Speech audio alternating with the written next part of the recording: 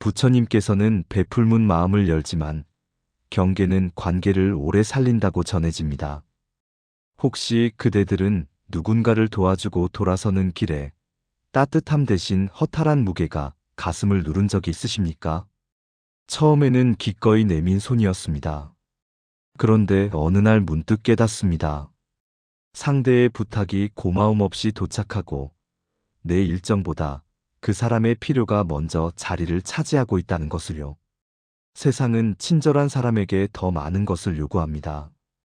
거절하지 못하는 사람에게 부탁은 쌓이고 쌓인 부탁은 어느 순간 당연한 의무로 굳어버립니다. 우리는 오래도록 이렇게 배웠습니다. 좋은 사람이 되려면 베풀어야 한다고요. 그러나 진짜 핵심은 베풀매 양이 아닙니다. 관계가 오래 가려면 반드시 숨 쉴 틈이 필요한데 그 틈을 만드는 것이 바로 경계입니다. 오늘 우리는 경계는 관계를 끊는 칼이 아니라 관계를 살리는 숨구멍이라는 한 줄을 붙들고 천천히 걸어가 보겠습니다.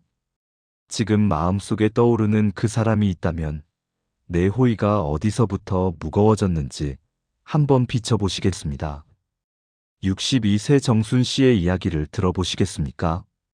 그녀는 평생 내가 하면 되지를 입에 달고 살았습니다. 며느리가 아이를 맡기면 당연히 받았고 동생이 급전을 부탁하면 묻지 않고 건넸습니다. 처음에는 가족을 돕는다는 뿌듯함이 있었습니다. 그런데 3년이 지나자 며느리의 전화는 엄마, 내일 부탁해요에서 내일 몇 시까지 데려다 주세요로 바뀌어 있었습니다.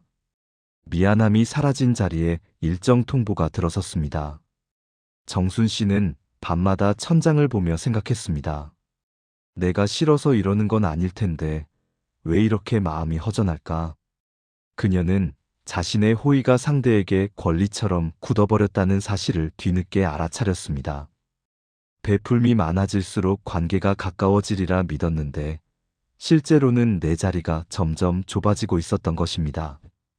경계 없는 친절은 스스로를 소진시키고 소진된 마음에서는 원망이 싹틉니다. 관계란 두 사람의 마음이 맞닿아 흐르는 물과 같습니다. 한쪽만 계속 내어주면 물길이 기울고 기울어진 물은 결국 한 방향으로만 흘러갑니다. 부처님께서 말씀하신 연기의 가르침은 모든 것이 서로 의지에 생겨난다는 뜻인데 관계 역시 마찬가지입니다. 내가 주기만 하고 상대가 받기만 할 때 그 관계는 균형을 잃습니다. 균형을 잃은 관계에서 진정한 고마움은 자라기 어렵습니다. 정순 씨는 어느 날 아침 손녀를 유치원에 데려다주고 돌아오는 길에 멈춰 섰습니다. 벤치에 앉아 한참을 바라보았습니다. 내가 지금 무엇을 하고 있는가? 사랑이라고 생각했던 것이 어느새 의무가 되어 있었습니다. 그녀는 깨달았습니다. 내 마음에도 쉼표가 필요하다는 것을. 오늘 그대들이 품고 있는 피로의 무게를 경계라는 작은 쉼표 하나로 내려놓을 수 있기를 바랍니다. 내 호의가 언제부터 무거워졌는지 그 시작점을 찾아보는 것이 오늘의 첫걸음입니다. 본격적인 이야기에 앞서 구독과 좋아요 부탁드립니다. 우리는 대부분 거절하면 나쁜 사람이 된다고 배웠습니다. 그래서 상대의 부탁 앞에서 먼저 손을 내밀고 내 불편함은 삼키며 웃음을 짓습니다. 처음 한두 번은 괜찮습니다. 따뜻한 마음에서 비롯된 선택이니까요. 그러나 그 선택이 10번, 20번 반복되면 이상한 일이 벌어집니다. 내가 해주면 된다는 마음이 어느새 네가 해줘야 한다는 상대의 기대로 바뀌어 있습니다. 힘의 균형이 기울기 시작하는 것입니다. 좋은 사람으로 남고 싶은 마음, 거절했을 때 돌아올 서운함이 두려운 마음, 이런 마음들이 쌓여서 내 삶의 틈을 만들어줍니다. 그 틈으로 상대의 편함이 들어오고 내 체면과 그 편함이 맞물려 돌아가기 시작합니다. 부처님께서 말씀하신 연기는 모든 것이 홀로 존재하지 않고 서로 엮여 생겨난다는 가르침입니다. 관계도 마찬가지입니다. 내 호의와 상대의 기대가 맞물릴수록 부담도 함께 커집니다. 내가 베푸는 만큼 상대는 받는 것에 익숙해지고 익숙해진 것은 곧 당연한 것이 됩니다. 이것이 호의가 의무로 변하는 구조입니다. 그런데 여기서 한 가지 물음이 생깁니다. 내 호의는 진짜 자비였을까요? 아니면 인정받고 싶은 마음이 섞여 있었을까요? 상대에게 잘 보이고 싶은 마음, 고마워하는 표정을 보고 싶은 마음, 내가 필요한 사람이라는 확인을 받고 싶은 마음. 이런 것들이 베품 안에 숨어 있을 때 우리는 더 쉽게 지칩니다. 순수한 자비는 돌아오는 것을 기대하지 않지만 인정 욕구가 섞인 호의는 반드시 무언가를 기다리기 때문입니다. 57세 영애 씨는 동창 모임에서 늘 총무를 맡았습니다. 장소를 예약하고 회비를 걷고 오지 못하는 친구에게 연락하는 일까지 도맡았습니다. 아무도 시키지 않았는데 자연스럽게 그 자리가 그녀의 몫이 되었습니다. 처음에는 친구들의 영희야 고마워 한마디가 좋았습니다. 그런데 5년이 지나자 고마움 대신 당연함이 자리를 차지했습니다. 모임 날짜를 정하면 그래, 거기로 해라는 답만 돌아왔고 수고했다는 말은 점점 드물어졌습니다. 영애 씨는 어느 날 자신이 왜 이 일을 계속하는지 물었습니다. 친구들이 좋아서일까? 아니면 필요한 사람으로 남고 싶어서일까? 그 질문 앞에서 그녀는 한참을 멈춰야 했습니다. 영애 씨는 거울 앞에 서서 자신의 얼굴을 보았습니다. 피곤한 눈, 억지로 올린 입꼬리. 언제부터 웃음이 힘들어졌을까요? 그녀는 다음 모임에서 말했습니다. 이번엔 다른 분이 장소 좀 알아봐 줄 수 있을까? 잠깐 침묵이 흘렀습니다. 한 친구가 말했습니다. 그래, 네가 맨날 했으니까 이번엔 내가 할게. 그 한마디가 영애 씨의 어깨를 가볍게 만들었습니다. 거절이 아니었습니다. 부탁이었습니다. 도움을 요청하는 것도 관계의 일부라는 것을 그녀는 그제야 알았습니다. 경계는 관계를 끊는 칼이 아니라 관계를 살리는 숨구멍입니다. 그 숨구멍을 열지 못하면 우리는 스스로 만든 틈 안에서 질식합니다. 내 베품 안에 어떤 마음이 섞여 있는지 오늘 조용히 들여다보시겠습니까? 상대의 말이 부탁에서 보고로 바뀌는 순간이 있습니다. 미안한데 가능할까가 언제까지 해줘로 달라질 때 이미 선은 흔들리기 시작한 것입니다. 첫 번째 신호는 미안함의 소멸입니다. 처음 부탁할 때는 분명 조심스러운 말투가 있었습니다. 그런데 어느 순간 상대의 문장에서 죄송한데나 괜찮으시면이 사라집니다. 부탁이 아니라 업무 지시처럼 들리기 시작합니다. 두 번째 신호는 일정의 전제입니다. 혹시 시간 돼가 아니라 내일 몇 시까지처럼 내 가능 여부를 묻기도 전에 날짜와 시간이 정해져 있습니다. 내 일정은 이미 그 안에 포함된 것으로 간주됩니다. 세 번째 신호는 고마움의 부재입니다. 일을 마치고 돌아왔는데 결과 확인만 있고 수고했다는 말이 없습니다. 해줘서 고맙다보다 잘 됐는지가 먼저 나옵니다. 마치 당연한 서비스를 받은 것처럼 상대가 행동합니다. 네 번째 신호는 거절 후의 서늘함입니다. 한번 이번엔 어려워요라고 말했을 뿐인데 상대의 표정이 굳거나 연락이 뜸해집니다. 그동안의 호의가 마치 없었던 것처럼 공기가 차가워집니다. 이 네 가지 중 하나라도 최근 대화에서 느껴졌다면 경계선이 이미 무너지기 시작한 것입니다. 60세 미경 씨에게도 이런 순간이 있었습니다. 오랜 친구가 매달 카드값이 부족하다며 돈을 빌렸습니다. 처음엔 20만 원, 다음엔 30만 원, 그 다음엔 50만 원. 미경 씨는 친구니까 괜찮다고 생각했습니다. 그런데 여섯 번째 부탁이 왔을 때 친구의 말투가 달라져 있었습니다. 미안해가 사라지고 이번 달도 좀 부탁해만 남았습니다. 미경 씨가 이번엔 좀 어려워라고 했을 때 친구는 며칠 동안 연락이 없었습니다. 돌아온 답은 짧았습니다. 알았어. 그 두 글자 뒤에 숨은 서운함을 미경 씨는 느꼈습니다. 우정인 줄 알았던 것이 어느새 거래처럼 변해 있었습니다. 미경 씨는 오래 생각했습니다. 내가 잘못한 걸까? 돈이 없어서가 아니라 마음이 지쳐서 거절한 것인데 왜 이렇게 미안할까? 그녀는 친구와의 대화를 되짚어 보았습니다. 언제부터 친구의 말에서 감사가 사라졌는지, 언제부터 내 형편을 묻지 않게 되었는지. 신호는 이미 오래전부터 있었습니다. 다만 보지 않으려 했을 뿐입니다. 마음이 먼저 알아차립니다. 머리가 이유를 찾기 전에 가슴이 움츠러드는 순간이 있습니다. 그 순간을 무시하지 마십시오. 몸이 보내는 신호를 외면하면 나중에 더 큰 상처로 돌아옵니다.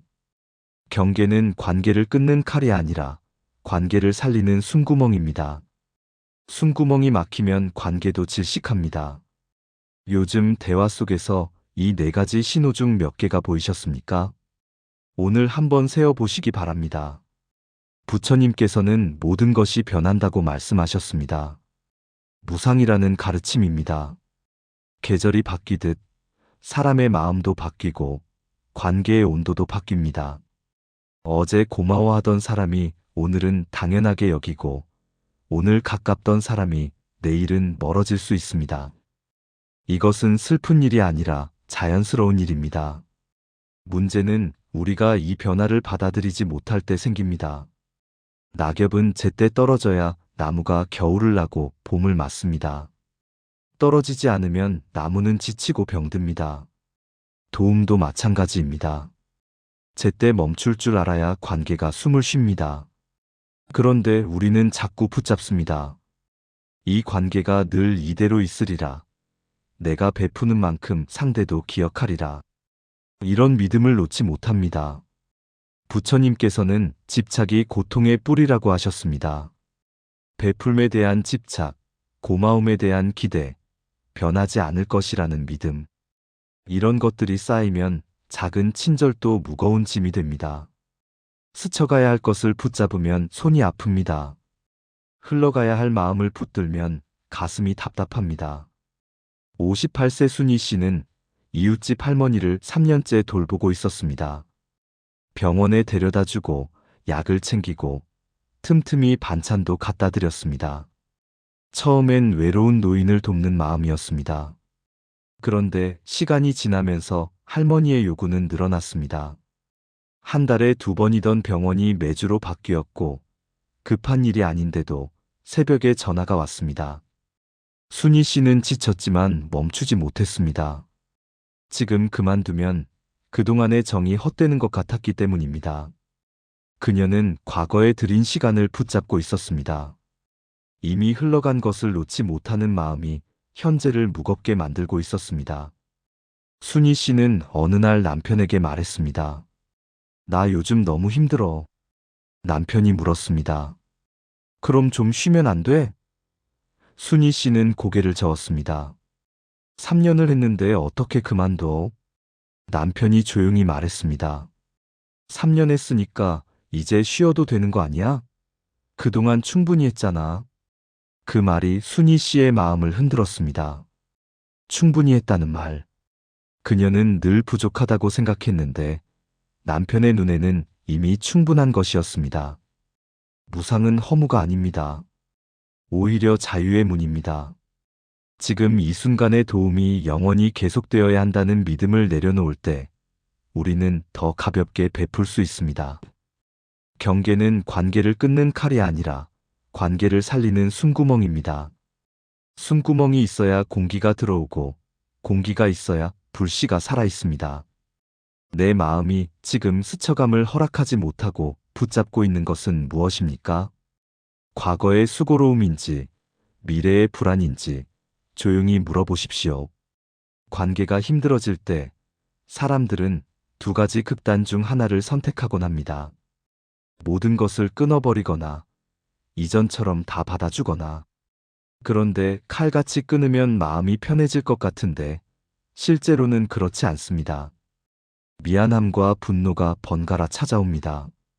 상대의 표정이 떠오르고 내가 너무했나 싶은 죄책감이 밀려옵니다. 이것이 버림의 덫입니다. 버리려는 마음도 또 하나의 집착이 되기 때문입니다. 놓아야지, 끊어야지, 이제 신경 쓰지 말아야지. 이 결심들이 오히려 그 관계를 더 강하게 붙들고 있습니다. 부처님께서는 무주 머무르지 않음을 말씀하셨습니다. 상대의 반응에도, 내 죄책감에도, 서운함에도 오래 눌러앉지 않는 것입니다. 감정이 올라오면 그것을 알아차리고, 알아차린 뒤에 한 걸음 물러서는 태도입니다. 끊는 것도 아니고 매달리는 것도 아닙니다. 그냥 잠시 멈춰 서서 바라보는 것입니다. 이 감정이 지금 내 안에 있구나 하고 인정하는 것입니다. 그 순간 감정은 조금씩 힘을 잃습니다. 59세 정혜 씨는 30년 가까이 친하게 지낸 친구와 사이가 틀어졌습니다. 친구가 정혜 씨의 딸에 대해 험담을 했다는 것을 다른 사람에게 전해 들었기 때문입니다. 화가 났습니다. 바로 연락을 끊었습니다. 그런데 이상하게도 마음이 편하지 않았습니다. 30년의 기억이 자꾸 떠올랐고 혹시 오해가 있는 건 아닌지 불안했습니다. 끊어놓고도 매일 그 친구 생각을 했습니다. 정혜 씨는 관계를 끊었지만 마음은 여전히 그 관계에 묶여 있었습니다. 버림에 덫에 빠진 것입니다. 어느 날 절에 갔다가 스님의 말씀을 들었습니다. 놓는다는 것은 잊는 것이 아니라 기억하되 끌려가지 않는 것입니다. 정혜 씨는 그 말을 오래 생각했습니다. 친구와의 기억을 지울 필요는 없었습니다. 다만 그 기억에 끌려 분노하거나 후회하지 않으면 되는 것이었습니다. 그녀는 친구에게 연락하지 않기로 했지만 미워하지도 않기로 했습니다. 그냥 지금은 거리를 두고 나중에 마음이 정리되면 그때 생각하기로 했습니다. 정혜 씨는 매일 아침 잠에서 깨면 숨을 깊이 쉬었습니다. 들이쉬고 내쉬면서 마음속에 떠오르는 것을 바라보았습니다. 친구 얼굴이 떠오르면 그냥 바라보았습니다. 분노가 올라오면 그것도 바라보았습니다. 붙잡지 않고 밀어내지도 않고 그냥 지나가게 두었습니다. 일주일이 지나자 친구 생각이 줄었습니다. 한 달이 지나자 분노가 무뎌졌습니다. 마음에 여백이 생겼습니다. 그 여백 안에서 정혜 씨는 자신의 삶을 다시 보기 시작했습니다. 경계는 관계를 끊는 칼이 아니라 관계를 살리는 숨구멍입니다. 지금 내 안에서 가장 크게 소리치는 감정은 무엇입니까? 그 감정에 얼마나 오래 머물고 계십니까? 오늘 한번 그 감정을 붙잡지 말고 그냥 바라보시기 바랍니다. 많은 분들이 말씀하십니다. 나이가 들수록 인간관계가 줄어드니 남은 관계라도 지켜야 한다고요. 그래서 참습니다. 불편해도 웃고 싫어도 받아줍니다. 거절하면 그 사람마저 떠날 것 같은 두려움 때문입니다. 이 두려움은 어디서 올까요? 거절은 곧 단절이라는 믿음에서 옵니다. 한 번 안 돼요라고 하면 관계가 끝날 것 같은 공포. 이 믿음이 우리를 더 쉽게 내어주게 만들고 더 깊이 소진시킵니다. 그러나 진실은 다릅니다. 한 번의 거절로 끝나는 관계는 애초에 그만큼의 관계였습니다. 진짜 소중한 관계는 한 번에 아니요, 앞에서 무너지지 않습니다.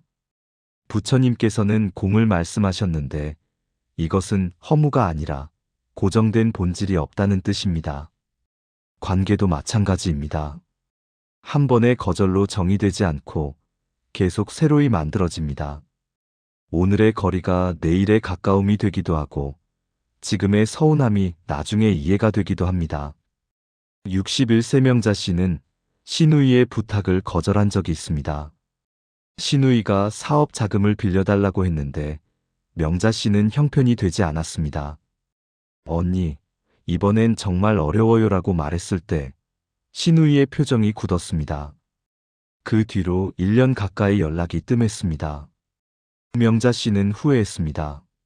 무리해서라도 빌려줄 걸, 그랬으면 이렇게 멀어지지 않았을 텐데. 그런데 1년이 지난 설날, 시누이가 먼저 전화를 했습니다. 그때 미안했어. 형편이 어려운 줄 알면서 막무가내로 부탁했네. 명자 씨는 눈물이 났습니다. 관계는 끝난 게 아니었습니다. 잠시 멀어졌다가 다시 가까워진 것이었습니다. 명자 씨는 그 뒤로 생각이 달라졌습니다. 거절이 관계를 끝내는 게 아니라는 것을 몸으로 알았기 때문입니다. 오히려 거절 뒤에 돌아온 신우이의 말이 더 진심으로 느껴졌습니다. 예전에는 형식적인 안부만 나눴는데 이제는 서로의 형편을 진짜로 물었습니다. 불편함을 지나고 나니 관계가 더 솔직해진 것입니다. 경계는 관계를 시험하는 것이기도 합니다. 내 한마디 아니후에 상대가 어떻게 반응하는지, 그것이 그 관계의 깊이를 보여줍니다. 무너지는 관계는 원래 얇은 것이었고, 버티는 관계는 원래 단단한 것이었습니다. 우리는 거절을 두려워하지만, 거절은 관계의 진짜 모습을 보여주는 거울이기도 합니다. 내 삶을 지키는 한마디가 정말 관계를 무너뜨리는지, 아니면 질서를 세우는지 시험해 볼 용기가 있으십니까? 오늘 작은 아니요 하나를 연습해 보시기 바랍니다. 자비는 상대를 돕는 마음입니다. 그런데 돕는 방식에도 지혜가 필요합니다. 상대가 계속 기대도록 만드는 도움은 오래 갈수록 서로를 약하게 만듭니다. 물고기를 잡아주면 하루를 살고 잡는 법을 가르치면 평생을 산다는 말이 있습니다. 진정한 자비는 대신 짊어지는 것이 아니라 스스로 일어설 수 있게 곁에서 지켜보는 것입니다. 부처님께서는 중도를 말씀하셨습니다. 차갑게 끊지도 다 떠안지도 않는 길입니다. 가능한 만큼 돕되 상대가 의존하지 않도록 여지를 남기는 것입니다. 돈이든 시간이든 한번 흐트러진 경계는 다시 세우기 어렵습니다. 나중에 원망으로 남기 쉽습니다. 내가 그렇게 해줬는데 왜 고마워하지 않지라는 말이 나오는 순간 이미 경계는 무너지고 관계는 기울어진 것입니다. 64세 은숙 씨는 30년 넘게 친하게 지낸 후배가 있었습니다. 후배가 사업을 시작할 때 자금을 빌려줬고 아이 학원비가 없다고 할 때도 보탰습니다. 처음엔 돕는 게 기뻤습니다. 그런데 5년이 지나도 상황은 나아지지 않았습니다. 후배는 여전히 어렵다고 했고 은숙 씨는 여전히 돈을 건넸습니다. 어느 날 남편이 물었습니다. 그 돈이면 우리 손주 학원비도 되는데 왜 계속 주는 거야? 은숙 씨는 대답하지 못했습니다. 후배를 돕는 건지 내가 좋은 선배로 남고 싶은 건지 분명하지 않았습니다. 은숙 씨는 결심했습니다. 이번 달부터 돈 대신 다른 방법을 찾아보자고 말하기로 했습니다. 후배에게 전화해서 솔직하게 말했습니다. 나도 이제 형편이 예전 같지 않아. 다른 방법을 함께 찾아보자. 후배는 처음엔 서운해했지만 한 달 뒤에 직접 일자리를 구했다고 연락이 왔습니다. 은숙 씨가 대신 짊어지던 짐을 내려놓자 후배가 스스로 일어선 것입니다.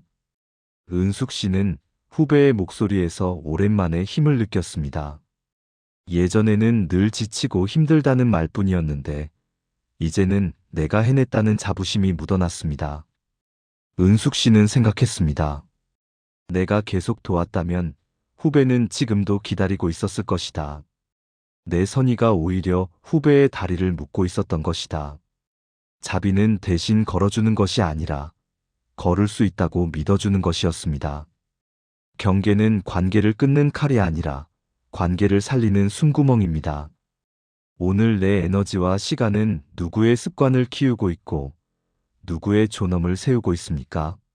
내 도움이 상대를 일으키는지 아니면 눕혀두는지 한번 살펴보시기 바랍니다. 지금까지 우리는 호의가 어떻게 의무로 바뀌는지, 경계가 왜 필요한지 이야기했습니다. 이제 오늘 바로 실천할 수 있는 두 가지를 나눠보겠습니다. 첫째는 말의 선입니다. 문장을 바꾸면 관계의 공기가 바뀝니다. 언제든지 말해를 이번은 여기까지, 다음은 당신이 먼저 해보세요로 바꿔보십시오. 불친절한 말이 아닙니다. 상대를 믿는다는 뜻입니다. 당신도 할 수 있다는 신뢰를 담은 말입니다. 처음엔 어색할 수 있습니다. 그러나 이 한 문장이 관계의 힘을 균형 있게 만듭니다. 둘째는 반응의 선입니다. 상대가 부탁할 때 즉시 해결해 주지 말고 질문으로 돌려주십시오. 지금 당신은 어떤 방법을 생각하고 계세요라고 물어보는 것입니다. 이 질문은 상대에게 생각할 시간을 줍니다. 스스로 답을 찾게 합니다. 내가 대신 해결해주면 상대는 편하지만 다음에도 또 나를 찾습니다.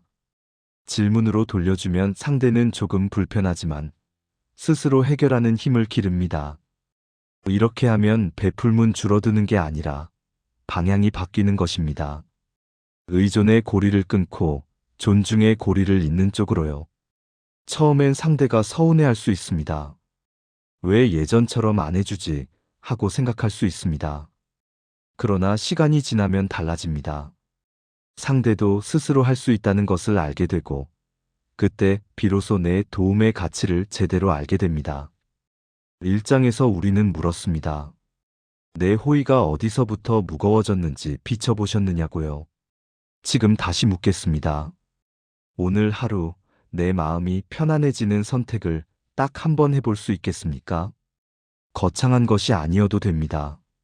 작은 부탁 하나에 이번은 어려워요라고 말해보는 것, 바로 해결해주는 대신 어떻게 하면 좋을까요? 라고 물어보는 것, 이것만으로도 충분합니다. 경계는 관계를 끊는 칼이 아니라 관계를 살리는 숨구멍입니다. 그 숨구멍을 열어두면 관계는 더 오래가고 더 건강해집니다. 베풀문 계속하되 내 자리를 지키면서 베푸는 것입니다. 부처님께서는 자비와 지혜가 함께 가야 한다고 하셨습니다. 자비만 있고 지혜가 없으면 지치고 지혜만 있고 자비가 없으면 차갑습니다. 오늘 우리는 자비에 지혜를 더하는 연습을 시작했습니다. 내일도 모레도 이 연습을 계속해 보시기 바랍니다.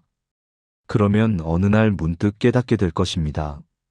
경계가 관계를 지켰다는 것을, 내 마음이 더 넓어졌다는 것을요.